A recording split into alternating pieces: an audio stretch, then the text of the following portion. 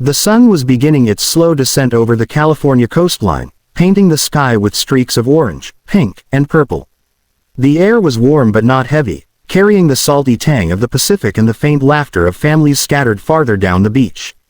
Arav and Mira walked side by side, their sneakers dangling from their hands, toes sinking into the cool damp sand near the waterline. They had been doing this for years. Every summer evening when homework and responsibilities allowed, they'd head down to the beach and just talk. It had become their thing. The kind of tradition that felt like an anchor in a world where everything else kept shifting. "Look," Mira said suddenly, pointing up at the sky with a grin. "That cloud looks like a heart." Arav followed her gaze. Sure enough, a puff of cloud had curved in just the right way. He laughed softly. "You see hearts in everything." "No, I don't. Last time it was a turtle, remember?" "That was definitely not a turtle. It looked more like a shoe." Mira giggled, the sound light and easy, blending perfectly with the crashing of the waves. Arav glanced at her, the glow of the sunset catching in her hair, making it look like strands of fire. He tried to focus on the horizon again, but his chest tightened slightly. He knew this feeling had been creeping up for months, maybe longer. For years, Mira had been just his best friend, the person he'd call first when he got good news, or when he needed to vent after a bad day. But lately, he'd caught himself noticing the small things, the way her nose crinkled when she laughed, or how she always carried extra snacks in her bag because she knew he'd forget his own. He didn't want to mess things up, though. Best friends were supposed to stay safe, not risk it all on feelings. They walked in silence for a few moments, letting the waves brush over their ankles. A group of surfers paddled out beyond them, and a few little kids were still building sandcastles near the shore. The whole scene felt like something out of a postcard. "You're quiet," Mira said softly, glancing at him. "What's up?" Arav shrugged, digging his toes into the wet sand. "Just thinking." "About what?" He hesitated. He could brush it off, make a joke, talk about school or movies or food. That was the safe path. But something about the fading light, the calm of the ocean, made him braver than usual. "About how fast everything changes," he said finally. "Like, one day we're just starting high school, and now we're almost done. Soon it'll be college, jobs, I don't know. It feels like everything's speeding up." Mira's expression softened. "I know what you mean. But not everything changes, you know. Some things stay." "Like what?" he asked, genuinely curious. She smiled at him, eyes reflecting the last rays of light. "Like this, us, our beach walks. I don't think that ever has to change." His heart gave a little lurch. He wanted to believe that. He wanted to believe they'd always have this, no matter where life took them.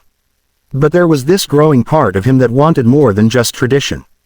He bent down, picking up a smooth shell and tossing it lightly toward the water. It skipped once before being swallowed by the waves. "You ever think about the future?" he asked. "All the time," she admitted. "Sometimes it's exciting, sometimes it's terrifying, but I try not to overthink it too much. I like just being here, in the moment." "That's very you," Arav said with a chuckle. "And that's very you," she teased back. "Always planning 3 steps ahead." They fell into step again, their shoulders brushing now and then as the tide moved in closer.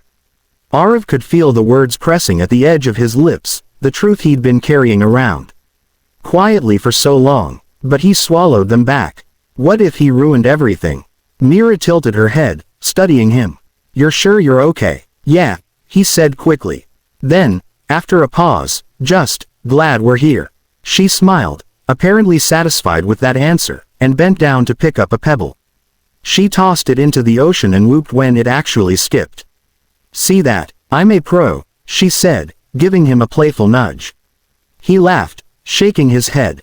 "Beginner's luck." They spent the next few minutes trying to outdo each other with rock skipping. Neither of them was particularly good, but that didn't matter. Their laughter carried out over the water, blending with the sound of the surf.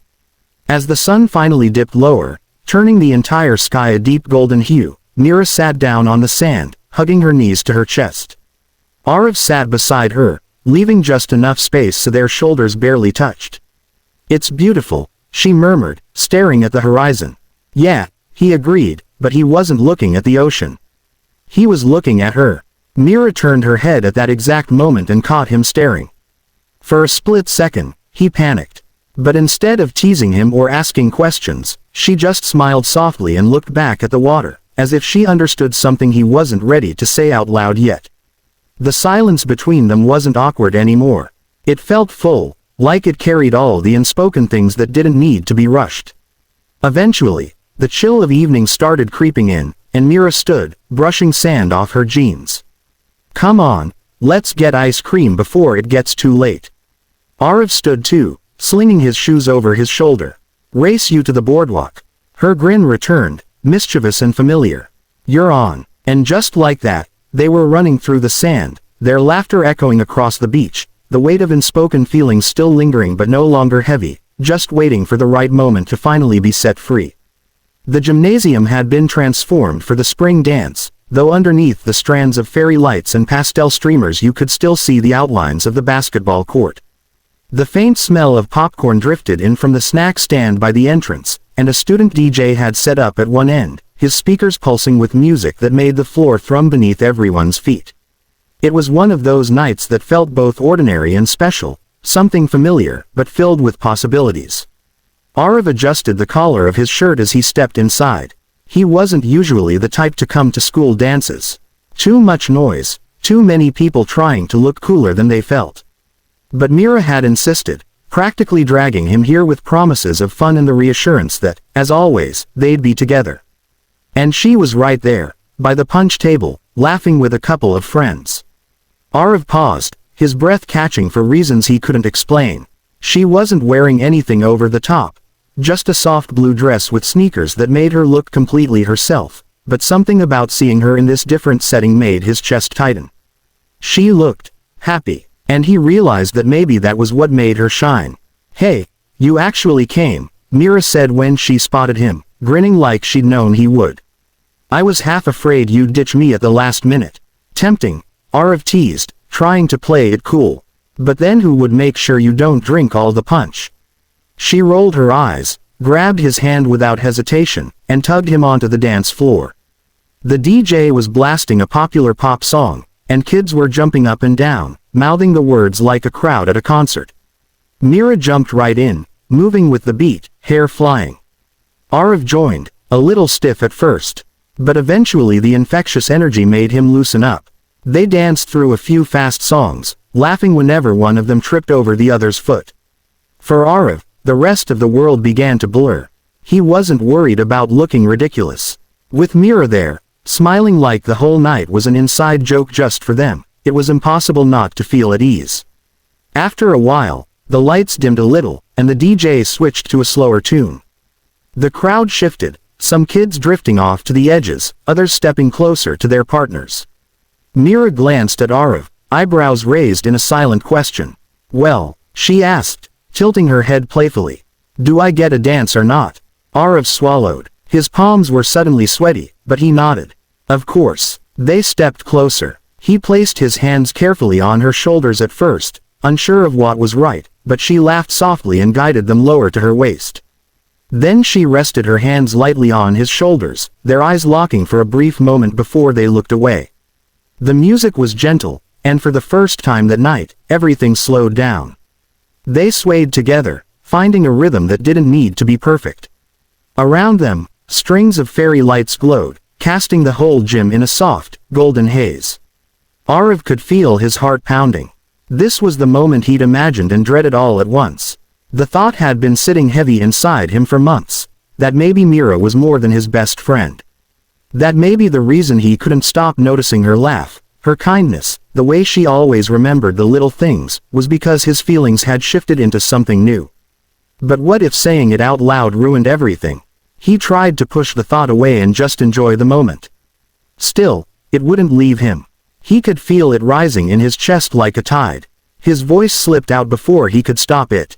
"I don't know if I should say this," he murmured, almost too quietly for the music. "But I think I like you as more than just my best friend." Mira froze for half a beat, her eyes widening. Arav's stomach dropped. He wished he could rewind the last 10 seconds, take the words back, bury them. But then her lips curved into the shyest, sweetest smile he'd ever seen. "You do?" she asked, her voice soft but filled with something that sounded suspiciously like hope. He nodded, nervous. "Yeah, I've been trying not to mess things up by saying anything, but it feels worse keeping it in."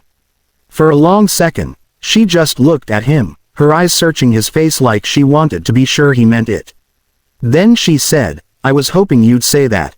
The air seemed to rush back into Ariv's lungs all at once. "Wait.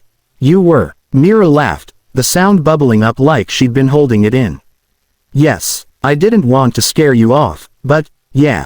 Same feelings." Relief mixed with disbelief. Ariv laughed too, partly from nerves, partly because the weight of what he'd been carrying was suddenly gone. "We're really bad at this, you know. All this time and we could have just talked. Maybe we needed to wait for tonight," Mira said with a shrug. They fell quiet for a moment, swaying again to the music, but this time the silence between them was different. Not heavy with unspoken things, but lighter, as though everything had shifted into place. The song ended, and a faster beat began to pulse again, but they stayed close, still caught up in their own little world. Their friends nearby cheered when they spotted the two of them together, but neither Ariv nor Mira paid much attention. "Do you think this will change everything?" Ariv asked suddenly, the thought escaping before he could filter it. Mira thought about it. "Maybe, but I don't think that's a bad thing. We'll still be us. Just a different version." He liked the sound of that. Later, when they finally stepped off the dance floor to catch their breath, Mira handed him a cup of punch with a grin. "So, guess this makes us more than dance partners, huh?" Ariv took the cup, smiling back. "Yeah.